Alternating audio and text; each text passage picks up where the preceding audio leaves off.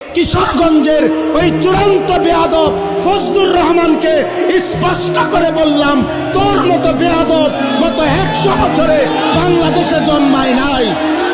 তুই স্বাধীনতার পক্ষের না, তুই স্বাধীনতার শত্রু, তুই এদেশের শত্রু বেটা।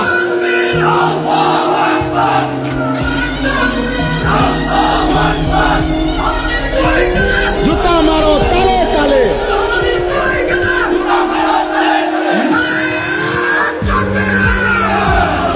কিশোরগঞ্জের ওই বেয়াদব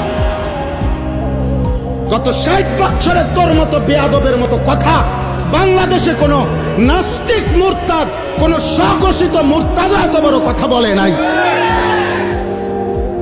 শেষে দেশের মা বোনদেরকে বলছে যে আপনারা আলেমের সন্তান পেটে নিবেন না।